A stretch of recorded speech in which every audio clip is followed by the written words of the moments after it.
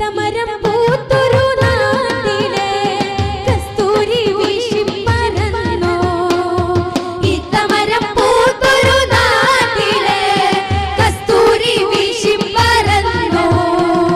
മുസ്തഫ നബി ത്വാഹ മുജ്തബ നബി, മുസ്തഫ നബി ത്വാഹ മുജ്തബ നബി. 14 നൂറ്റാണ്ട് മുമ്പല്ലേ 14 രാവ് പിറന്നില്ലേ. 14 നൂറ്റാണ്ട്